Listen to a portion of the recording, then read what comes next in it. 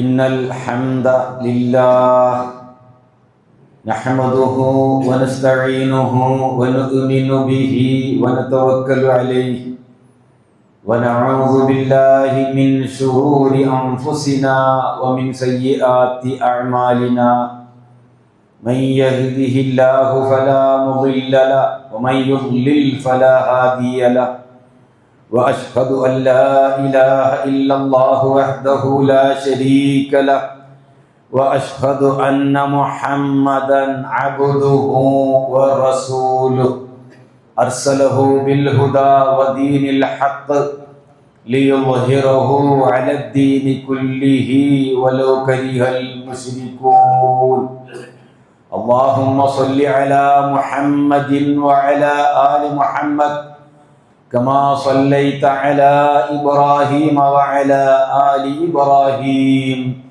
وبارك على محمد وعلى آل محمد كما باركت على إبراهيم وعلى آل إبراهيم إنك حميد مجيد أما بعد فإن خير الحديث كتاب الله وخير الهدي هدي محمد صلى الله عليه وسلم وشر الأمور محدثاتها وكل بدعة ضلالة أيها الناس اتقوا الله عباد الله أعوذ بالله من الشيطان الرجيم بسم الله الرحمن الرحيم ربنا عليك توكلنا وإليك أنبنا وإليك المصير ربنا لا تجعلنا فتنة للذين كفروا واغفر لنا ربنا إنك أنت العزيز الحكيم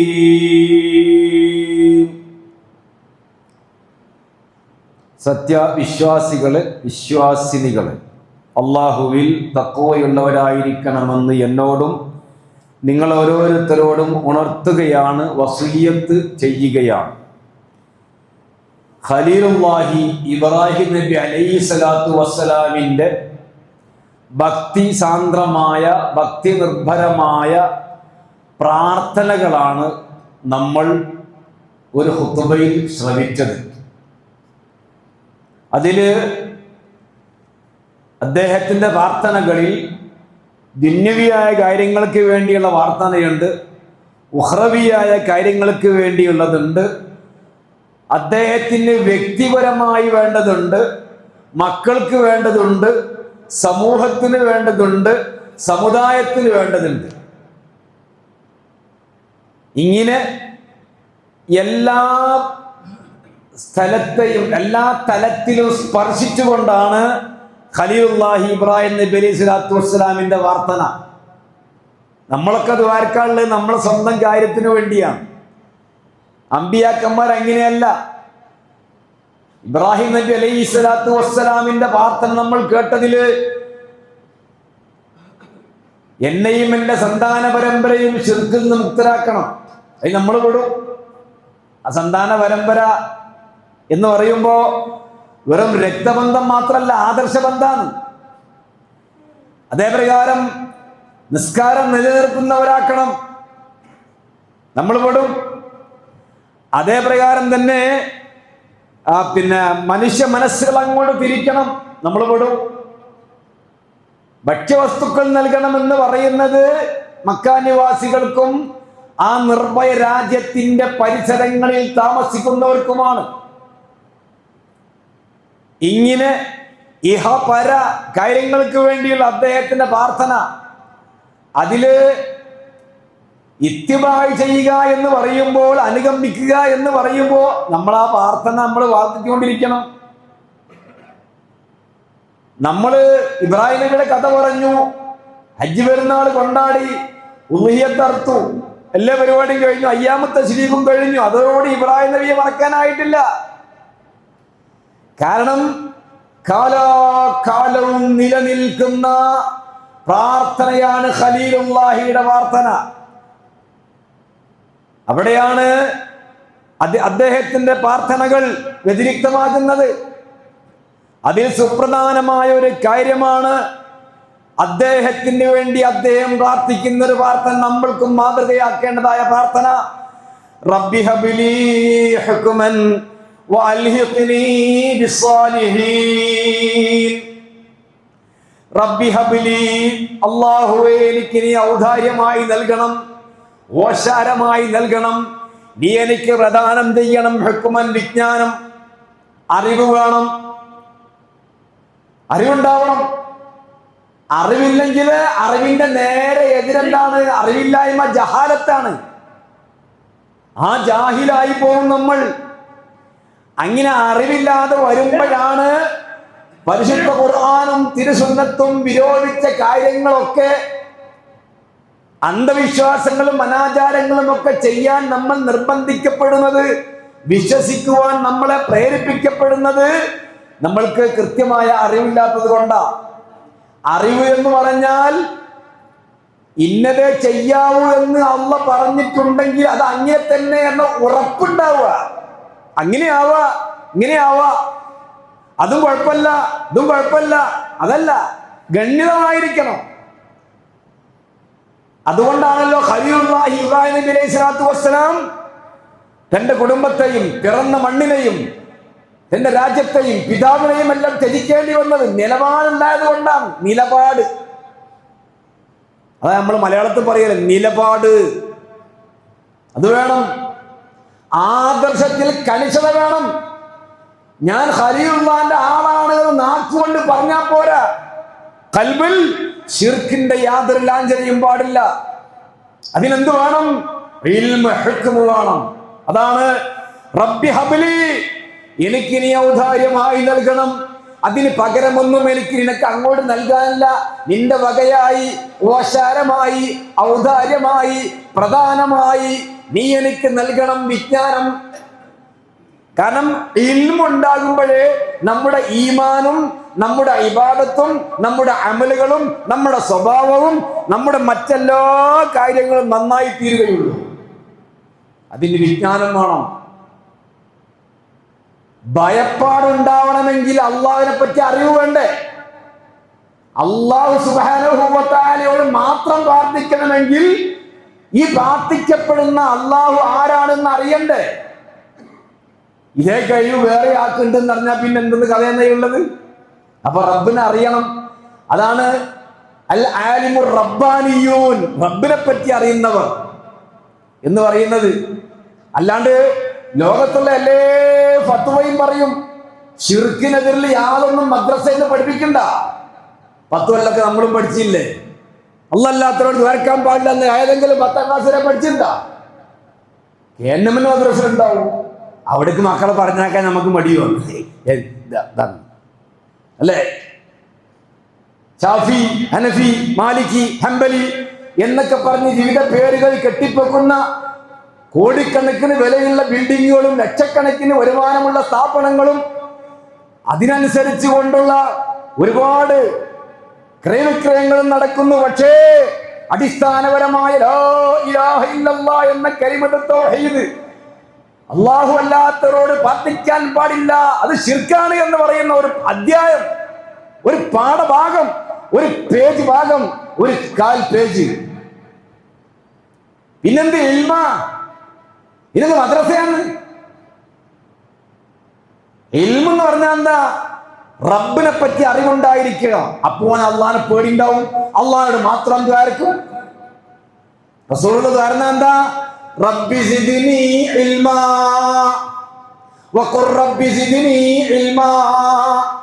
അല്ലാഹു മുഹമ്മദ് നബിയോട് കൽപ്പിക്കുകയാണ്, മുഹമ്മദ് നബിയെ നിങ്ങൾ ദ്വാരന്നോളണം, നിങ്ങൾ പ്രാർത്ഥിച്ചോളണം. റബ്ബി സിദ്നി ഇൽമാ, എനിക്ക് നീ വിജ്ഞാന വർദ്ധനവ് നൽകണം പടച്ചവനെ. നമ്മൾ ദ്വാരന്നുണ്ടാ? ദ്വാരക്കലുണ്ടാ? റബ്ബി ഹബ്ലി ഹുക്മൻ എന്ന ഇബ്രാഹിം നബിയുടെ പ്രാർത്ഥന. റബ്ബി സിദ്നി ഇൽമ എന്ന മുഹമ്മദ് നബിയുടെ പ്രാർത്ഥന. കാരണം എന്താ? ഇൽമുണ്ടാകുമ്പോഴാണ് അള്ളാഹിനെ പേടി ഉണ്ടാവുക. ഇൽമു എന്നാൽ അറിവ്. ലോകത്തുള്ള എല്ലാ മസലയും വിവരമുണ്ടാവുക എന്നല്ല പറഞ്ഞതിന്റെ അർത്ഥം.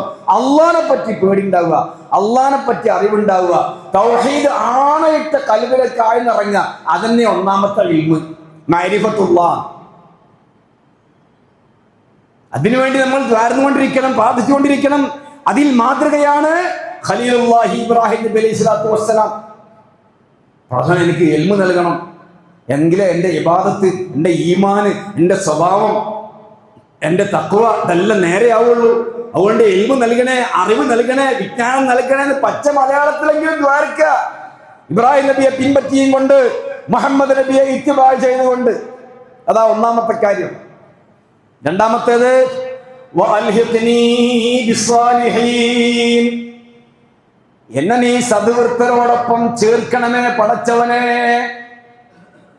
വഅൽഹിഖ്നീ ബിസ്സാലിഹീൻ, സാലിഹീങ്ങളോടുകൂടെ ചേർക്കണം. ആരാണ് സാലിഹ്? മുഹമ്മദുർ റസൂലുള്ളാഹി സ്വല്ലല്ലാഹു അലൈഹി വസല്ലമ തങ്ങൾ ശയ്യാഉൽ അംബിയായി മരണാസന്നനായി കിടക്കുകയാണ്. ഉച്ചത്തിൽ ശബ്ദിച്ച് സംസാരിക്കാൻ റസൂലുള്ളാഹിക്ക് താഖത്തുള്ള കഴിവില്ല. ആ സന്ദർഭത്തിൽ ആയിഷ റളിയല്ലാഹു അൻഹ ചെവി വെച്ച് നോക്കുകയാണ്. മുഹമ്മദ് നബി പതുക്കെ പറയുന്നു, അല്ലാഹുമ്മ റഫീഖൽ അലാ, അല്ലാഹുമ്മ റഫീഖൽ അലാ, അല്ലാഹുമ്മ റഫീഖൽ അലാ. മൂന്ന് വട്ടം ആവർത്തിച്ചുകൊണ്ട് പറയുന്നു, പടച്ചവനെ, ആ ഉന്നതമായ നിന്റെ അടുക്കലുള്ള അമ്പിയാക്കന്മാര്, സിദ്ദീഖീങ്ങള്, സാലിഹീങ്ങള്, ശുഹദാക്കള് അവര് ഒത്തുചേരുന്ന ആ റഫീഖുൽ അലയാണ് എനിക്ക് വേണ്ടത് എന്ന് മുഹമ്മദ് നബി പറയുന്നത് ആയിഷ റളിയല്ലാഹു അൻഹ കേട്ടു. അവിടെയാണ് സാലിഹീങ്ങൾ ഉള്ളത്. നബിയ്യിന വസിദ്ദീഖീന വശുഹദാഇ വസ്സാലിഹീൻ. റസൂലുള്ളാഹിനോട് ചില സഹാബത്ത് ചോദിക്കും, നബിയെ, നിങ്ങൾ മരണപ്പെട്ട് അങ്ങനെ കാലൊക്കെ കഴിഞ്ഞ് നമ്മൾ പരലോകത്തെത്തി, നിങ്ങൾ വലിയ ഉന്നത പദവിയിലായിരിക്കുമല്ലോ, അപ്പൊ നിങ്ങളുമായി സഹവസിക്കാൻ, നിങ്ങളുമായി സഹവർത്തിത്വം പുലർത്താൻ ഞങ്ങൾക്ക് എന്താണ് വഴി? അല്ലാഹു റസൂൽ പറഞ്ഞേതാ? മൻ യുതിഇല്ലാഹു വറസൂൽ ഉലൈക മഅല്ലദീന അന്നമല്ലാഹു അലൈഹിം മിൻ നബിയ്യിന വസിദ്ദീഖീന വശുഹദാഇ വസ്സാലിഹീൻ. ദുനിയാവിൽ അല്ലാഹുവിനെ റസൂലിനെ അനുസരിച്ചവൻ ഇന്ന ഇന്ന ആളുകളെ കൂടെയാണ് എന്ന് ഖുർആൻ പറഞ്ഞില്ലേ? പിന്നെ എന്തിന് നിങ്ങൾ ബേജാറാവണം? എന്തിന് വെപ്രാളപ്പെടണം? എന്തിന് ടെൻഷൻ അടിക്കണം? അള്ളാഹിനെ റസൂലിനെ അനുസരിച്ചുകൊണ്ട് ദുനിയാവിൽ ജീവിച്ചോ. വേറെ ഒരു മഖ്ലൂഖിനെ പേടിക്കണ്ട, ഒരു മഖ്ലൂഖിനെ പേടിക്കണ്ട. അങ്ങനെ ജീവിച്ചോ. എന്നാൽ പരലോകത്ത് നബിയ്യിന വസിദ്ദീഖീന വശുഹദാഇ വസ്സാലിഹീൻ അതിൽ ദ്വാരക്കുകയും ചെയ്തോ. ഭരണാധിപത്യം നൽകപ്പെട്ട പ്രവാചകനായിരുന്നു യൂസുഫ് നബി അലൈഹി സ്വലാത്തു വസ്സലാം.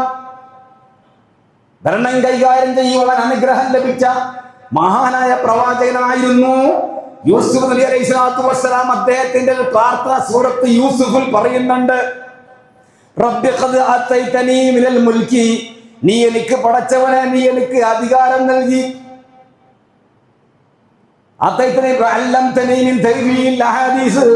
എനിക്ക് നീ സ്വപ്ന വ്യാഖ്യാനം പഠിപ്പിച്ചു തന്നു. നീ എനിക്ക് നൽകിയതായിരിക്കുന്ന ഭൗതികമായ അനുഗ്രഹങ്ങളാണ് ഇത് രണ്ടും. ഇതുകൊണ്ടൊന്നും ഞാൻ സംതൃപ്തനല്ല. ഞാൻ രാജാവാണ്, ഭരണാധികാരിയാണ്, മന്ത്രിയാണ്, പക്ഷേ അതിൽ ഞാൻ സംതൃപ്തനല്ല. സ്വപ്ന വ്യാഖ്യാനം നീ എനിക്ക് പഠിപ്പിച്ചു തന്നു, അതിലും സംതൃപ്തനല്ല എന്ന് പറഞ്ഞാൽ അത് വേണ്ടെന്നല്ല. തവഫനീ മുസ്ലിമൻ വഅൽഹിഖ്നീ ബിസ്സാലിഹീൻ, എന്റെ മർമ്മപ്രധാനമായ സുപ്രധാനമായ കാതലായ എന്റെ തേട്ടം, എന്റെ ആവശ്യം എന്നെ നീ മുസ്ലിമായി മരിപ്പിക്കുകയും വഅൽഹിഖ്നീ ബിസ്സാലിഹീൻ, സാലിഹീങ്ങളോടുകൂടെ എന്നെ ചേർക്കുകയും വേണം. അതാണ് എന്റെ ആവശ്യം.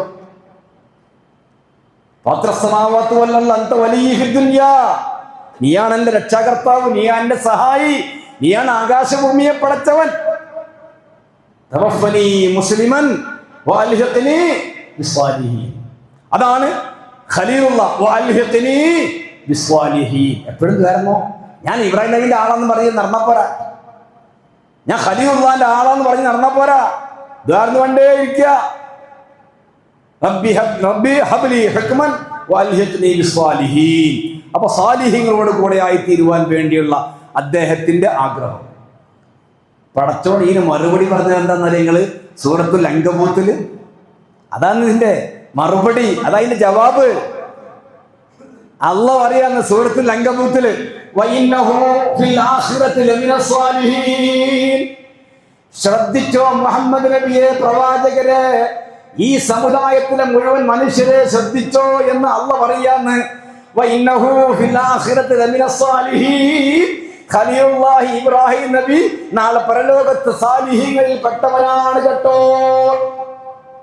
അദ്ദേഹത്തിന്റെ ദുആ ഒരു സ്ഥലത്ത് പറയാന്ന്, അള്ളാഹ് അതിന് ഇജാബത്ത് നൽകിയാണ്. അങ്ങനെ തന്നെയാണ്. പോരെ, കിട്ടിയില്ലേ? അതുപോലെ പലതിന്റെയും ഉത്തരം ഖുർആനിൽ തന്നെ ഉണ്ട്. പല പ്രാർത്ഥനക്കും ഉത്തരം നമ്മൾ അനുഭവിച്ചുകൊണ്ടിരിക്കുന്നുണ്ട്. ഖലീലുള്ളാന്റെ പ്രാർത്ഥനകൾ അത് വല്ലാത്തൊരു അധ്യായമാണ്. അള്ളാഹ് പറയാന്ന് ഉറപ്പന്നെ, സൂറത്തുൽ അൻകബൂത്തിൽ. അപ്പൊ അതുകൊണ്ട് സാലിഹീങ്ങൾ എന്ന് പറഞ്ഞാൽ സദ്വൃത്തൻ, സുഹൃതവാൻ, നന്മ ചെയ്യുന്നവൻ. അതിന് ആദ്യം എന്ത് വേണം? ആദ്യം പറഞ്ഞ മാതിരി തൗഹീദ് വേണം. പിന്നെ ഇബാദത്ത് അതനുസരിച്ച് അമൽ ചെയ്യണം. പിന്നെ അവന്റെ സ്വഭാവത്തിൽ ഈ പറഞ്ഞ മാതിരി തഖ്വയിലും നന്മ കൽപ്പിക്കുക, തിന്മ വിരോധിക്കുക, അവന്റെ ഇടപാടുകളിലൊക്കെ തന്നെ കൃത്യത പാലിക്കുക. ഇങ്ങനെ എല്ലാം കൂടി ചേരുമ്പോഴാണ് അവൻ സ്വാലിഹ് ആയിത്തീരുക. അത്തരക്കാർ ഒരുമിച്ച് കൂടുന്ന സ്ഥലത്ത് നീ എന്നെ എത്തിക്കണം എന്ന് പറയുകയുണ്ടായി. അടുത്ത അദ്ദേഹത്തിന്റെ ഒരു ആഗ്രഹം, ഇടയ്ക്ക് ഞാൻ പറഞ്ഞിരുന്നു, പിൻതലമുറയിൽ എന്നെപ്പറ്റി നല്ല ഒരു പുകഴ്ത്തൽ ഉണ്ടാക്കി തീർക്കണം. പിൻതലമുറ ആരാന്ന്? നമ്മള് അദ്ദേഹത്തിന്റെ പിൻതലമുറയായി വരുന്ന ആളുകള്, ആദർശ ബന്ധുക്കൾ, തൗഹീദിന്റെ മുവഹിദിന്റെ അനുയായികൾ, അവർ എന്നെപ്പറ്റി നീ നല്ല ഒരു കീർത്തി വേണം. അള്ളാഹ് ഇതിന് മറുപടി പറഞ്ഞു, അങ്ങനെ തന്നെയാണ്. ഇബ്രാഹിം നബി അലൈഹിസ്സലാത്തു വസ്സലാമിന്റെ പ്രാർത്ഥനയ്ക്ക് അള്ളാഹ് ഉത്തരം നൽകിയത് സൂറത്ത് സാഫാത്തിലൂടെ അള്ളാഹു പറയുകയാണ്, പിൻതലമുറയിൽ പിന്നീട് വരുന്നവരിൽ അദ്ദേഹത്തെ പറ്റിയുള്ള സൽകീർത്തി നാം നിലനിർത്തിയിരിക്കുന്നു. അതിന്റെ അർത്ഥം തറക്കന നാം ഉപേക്ഷിച്ചിരിക്കുന്നു. അലൈഹി എന്ന അദ്ദേഹത്തെ പറ്റി, ആഖിരീൻ പിൻതലമുറയിൽ. കണ്ടില്ലേ ഈ മിമ്പറിന് പോകുന്നത്? ഹജ്ജ് കാലം കൊണ്ടായാല് ഹറമിലെ മിമ്പറുകളിൽ നിന്ന്, ലോകത്തിന്റെ വിവിധ ഭാഗങ്ങളിലുള്ള മിമ്പറുകളിൽ നിന്ന് ഖലീലുള്ളാഹി ഇബ്രാഹിം നബി അലൈഹിസ്സലാത്തു വസ്സലാമിനെ സംബന്ധിച്ച് ഒരു പ്രസംഗത്തിലല്ല, ഒരു നമസ്കാരത്തിലല്ല, 2 നമസ്കാരത്തിലല്ല, 5 വഖ്ത് നമസ്കാരങ്ങളിലും തുടരെ നടക്കുന്ന പ്രഭാഷണങ്ങൾ, അതേ പ്രകാരം തന്നെ മറ്റുള്ള എഴുത്തൂത്ത് എല്ലാം ഖലീലുള്ളാഹിക്ക് അത് അങ്ങനെ ആക്കിയിരിക്കുന്നു എന്ന് അല്ലാഹു സുബ്ഹാനഹു വ തആല സൂറത്തു സ്വാഫാത്തിൽ പറയുകയുണ്ടായി. അടുത്തത് വജ്അൽനീ മിൻ വറസതി ജന്നത്തിൻ നഈം. വളരെ സുപ്രധാനമായ ജീവിതത്തിന്റെ അഭിലാഷമാകുന്ന, ജീവിതത്തിന്റെ ആകത്തുകയാകുന്ന മറുപടിയാണ് സ്വർഗം ലഭിക്കുക എന്നത്. നീ എന്തിന് മുസ്ലിമായി എന്ന് ചോദിച്ചാൽ അതിന്റെ മറുപടി എന്താ? വാപ്പ മുസ്ലിം ആയതുകൊണ്ടെന്നാ? അല്ല നാട്ടിലെ മഹല്ലൊക്കെ മുസ്ലിം മഹല്ല ആയതുകൊണ്ടെന്നാണോ? അല്ല, എന്തിനാ നീ മുസ്ലിം ആയത്? സ്വർഗം ലഭിക്കാൻ, സ്വർഗം കിട്ടാൻ. അല്ലാതെ ഇപ്പൊ എന്തിനാ? ബാക്കിയുള്ളതെല്ലാം അവിടെ കിട്ടൂലേ? അതാണ് വജ്അൽനീ. ഖലീലുള്ള പ്രാർത്ഥിക്കുകയാണ്, എന്നെ നീ ആക്കണമേ അല്ലാ മിൻ വറസത്തി ജന്നത്തിൻ നഈം. അനുഗ്രഹപൂരിതമായ, അനുഗ്രഹങ്ങൾ നിറഞ്ഞാടുന്ന, അഭിലാഷത്തിന്റെയും ആഗ്രഹത്തിന്റെയും അനുഭൂതികളുടെയും കേന്ദ്രമാകുന്ന, അനുഗ്രഹങ്ങൾ കളിയാടുന്ന സ്വർഗാവകാശികളിൽ നീ എന്നെ പെടുത്തണമേ അല്ലാ. പ്രാർത്ഥിച്ചോ? വജ്അൽനീ മിൻ വറസത്ത്, അതിന്റെ അവകാശികളിൽ, ജന്നത്തിൻ നഈം, നിഅമത്തുള്ള സ്വർഗം, അനുഗ്രഹപൂരിതമായ സ്വർഗം, അതിന്റെ അവകാശികളിൽ എന്നെയും കൂടെ ഉൾപ്പെടുത്തണം. സ്വാലിഹ്യങ്ങളിൽ പെട്ടു എന്ന് പറഞ്ഞതിനോട് കൂടെ അതിന്റെ മറുപടിയായി ഖലീലുല്ലാഹി ഇബ്രാഹിം നബി അലൈഹി സ്വലാത്തു വസ്സലാമിന്റെ പ്രാർത്ഥനയാണ്. റസൂലിന്റെ അടുക്കൽ ഒരു സഹാബി ഒന്ന് ചോദിക്കുകയാണ്. സഹാബി എന്ന് പറഞ്ഞാൽ ഒരു മനുഷ്യൻ, അദ്ദേഹം വിശ്വാസി ആവുന്നുള്ളൂ. നബിയെ ദുല്ലിനി അലാ അമലിൻ യുദ്ഖിൽനി അൽ ജന്ന, എനിക്ക് സ്വർഗ്ഗത്തിൽ കടക്കണം, അതിനെ പറ്റിയ ഒരു അമൽ നിങ്ങൾ എനിക്ക് പറഞ്ഞു തരണം. സ്വർഗത്തിൽ പ്രവേശിക്കത്തക്ക രീതിയിലുള്ള ഒരു അമൽ എനിക്ക് പറഞ്ഞു തരണം. റസൂലുള്ള പറയുകയാണ്, ഒന്നാമത്തെ നിബന്ധന തഅബ്ദുല്ലാഹ വലാ തുശ്രിക് ബിഹി ശൈആ, നീ അള്ളാഹനെ മാത്രം ആരാധിക്കുക, അള്ളാഹുവിൽ ഒന്നിനെയും പങ്കു ചേർക്കരുത്. കണ്ടാ, തുടക്കം അവിടുന്നാണ്. നിങ്ങൾ പറയും ഇയാൾക്ക് തന്നെയാണ് ഇത് അതന്നെയാണ് എന്റെ പണിയുള്ളത്, ഖുർആന്റെയും ഹദീസിന്റെയും പണിയാണ്. തഅബ്ദുല്ലാഹ്, സ്വർഗ്ഗത്തിൽ കിടക്കണ അള്ളാഹനെ മാത്രം ആരാധിക്കുക, അള്ളാഹനെ മാത്രം പ്രാർത്ഥിക്കുക. വലാ തുശ്രിക് ബിഹി ശൈആ, അവനിൽ ഒന്നിനെയും പങ്കു ചേർക്കരുത്. അദ്ദേഹം സമ്മതിക്കും. പിന്നെ നമസ്കാരം, നോമ്പ്, സക്കാത്ത്, അങ്ങനെ ഇസ്ലാമിന്റെ കാര്യങ്ങളൊക്കെ തുടർന്ന് പഠിപ്പിച്ചു കൊടുക്കും. അദ്ദേഹം പോകുമ്പോൾ അയാൾ റസൂലിനോട് പറയാൻ, നബിയെ നിങ്ങൾ പഠിപ്പിച്ച ഒരു കാര്യത്തിൽ നിന്ന് ഞാൻ കുറയ്ക്കുകയില്ല, അധികരിപ്പിക്കുകയില്ല, വിട്ടൊഴിവാക്കുകയില്ല, എൻ്റെ വക കൂട്ടുകയില്ല. അപ്പൊ കൂടെ ഇരിക്കുന്ന സഹാബത്തിനോട് റസൂലുള്ള പറയാന്ന്, സ്വർഗ്ഗക്കാരനായ ആളെ കാണണമെങ്കിൽ അദ്ദേഹത്തിലേക്ക് നോക്കൂ. സ്വർഗ്ഗക്കാരനായ ആളെ കാണാമെങ്കിൽ നിങ്ങൾ അദ്ദേഹത്തിലേക്ക് നോക്കൂ എന്ന്. ഖലീലുള്ള പ്രാർത്ഥിച്ചത് കുറെ പ്രവർത്തിച്ചിട്ടാണ്.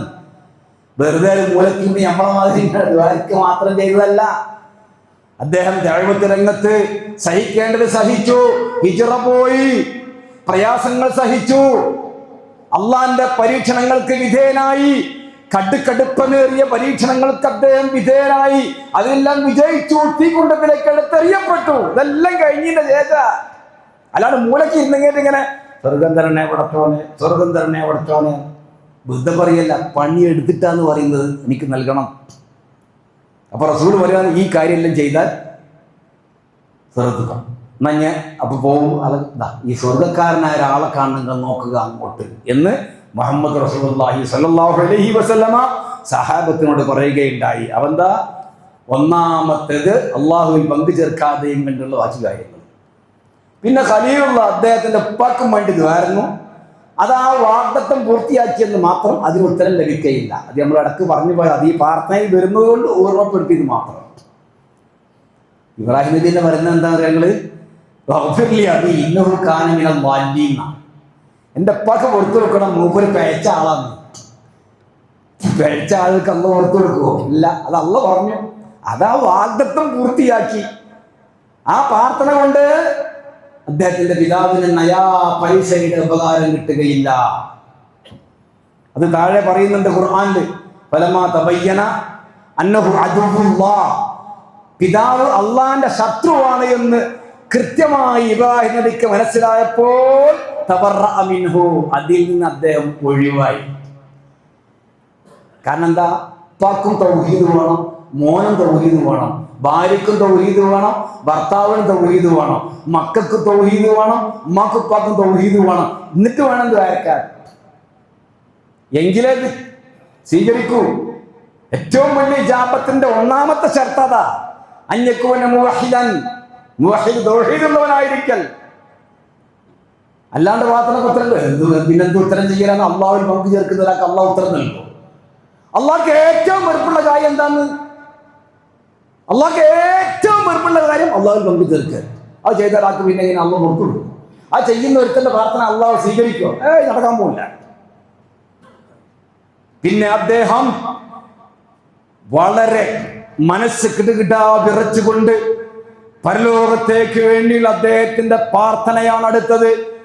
വലാ തുഖ്സിനി യൗമ യുബ്അസൂൻ, ജനങ്ങളെ ഉയർത്തെഴുന്നേൽപ്പിക്കപ്പെടുന്ന നാളിൽ പരലോകത്ത് വെച്ച് എന്നെ നീ അപമാനിക്കരുത്. എൻ്റെ പിതാവും എൻ്റെ രാജ്യവും ഇങ്ങനെയുള്ളകളൊക്കെ എനിക്ക് എതിരായിരുന്ന അവരെയും ഇവരെയും എല്ലാം പരലോകത്ത് എന്നെയും കൊണ്ടുവരും. അവിടെ വെച്ചുകൊണ്ട് എൻ്റെ പിതാവിൻ്റെ അടക്കം കാര്യത്തിൽ നീ എന്നെ അപമാനിക്കരുത് പടച്ചവനെ. എന്താണ് ആ പരലോകം? സന്താനങ്ങളും സമ്പത്തും ഉപകരിക്കാത്ത ഇടമാണ് പരലോകം, ഉപകരിക്കാത്ത ദിവസമാണ്. ഇനെന്താ ഉപകരിക്കുക? ഇല്ലാമൻ അത്തല്ലാഹ ബിഖൽബിൻ സലീം, സുരക്ഷിതമായ, നിഷ്കളങ്കമായ, നിഷ്കപടമായ, ഋജുമനസ്കനായ ഹൃദയവുമായി അന്നേ ദിവസം അള്ളാനെ ആര് സമീപിച്ചോ അവന് മാത്രമേ ഉപകാരമുള്ളൂ. അത്തരം ദിവസത്തിൽ നീ എന്നെ അപമാനിക്കരുതേ എന്ന് ഖലീലുള്ളാഹി ഇബ്രാഹിം നബി അള്ളാഹുവിനോട് ദ്വാരക്കുന്നു. നമ്മളും പ്രാർത്ഥിക്കണം. അല്ലാഹുവേ, ജനങ്ങളെ ഉയർത്തെഴുന്നേൽപ്പിച്ച് ഹാജരാക്കി വിചാരണയ്ക്ക് വേണ്ടി വിധേയരാക്കപ്പെടുന്ന ആ ദിവസം ഉറപ്പാണ്, അത് സത്യമാണ്, യാഥാർത്ഥ്യമാണ്. അന്ന് നീ എന്നെ വഷളാക്കരുതേ എന്ന് ഖലീലുള്ളാഹി പറഞ്ഞു. അദ്ദേഹത്തിന്റെ പിതാവിന്റെ കാര്യത്തിൽ വലിയ ടെൻഷനിലായിരുന്നു ഇബ്രാഹിം നബി അലൈഹി സ്വലാത്തു വസ്സലാം. ആർക്കായാലും ഉണ്ടാവുമല്ലോ, ആർക്കായാലും ഉണ്ടാവും. ഭാര്യയും ഭർത്താവും മക്കളും കുടുംബവും രാജ്യവും എല്ലാം കൂടെ തൗഹീദിലേക്ക്. അതാണ് നമ്മൾ ഈ അധ്വാനിക്കുന്നത്, അതിനു വേണ്ടിയാണ് നമ്മൾ ഈ പണിയെടുക്കുന്നത്. എല്ലാവരും ലാ ഇലാഹ ഇത് അല്ലാണ്ട് ഈ വോട്ടൊന്നും ചെയ്യാനില്ലല്ലോ.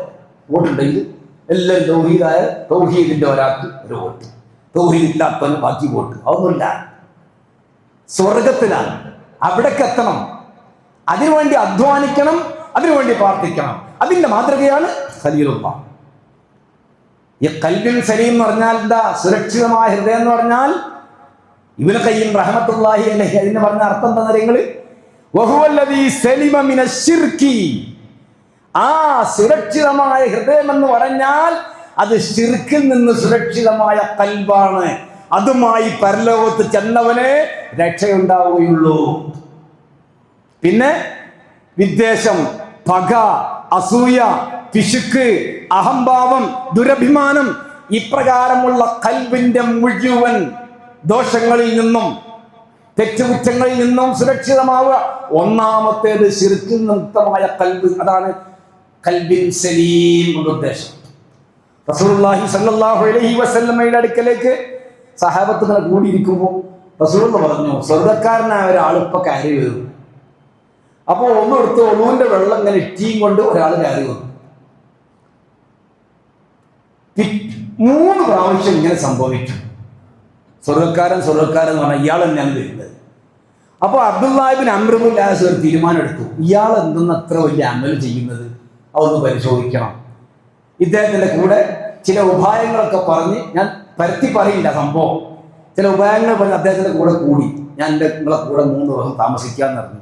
അപ്പൊ ഇയാൾ സാധാ ചെയ്യുന്ന അമലുകളും രാത്രി നമസ്കാരവും പ്രാർത്ഥനയും ഇബാദത്തും അത് മാത്രമേ ചെയ്യുന്നുള്ളൂ, അധികമായിട്ടൊന്നും കാണുന്നില്ല.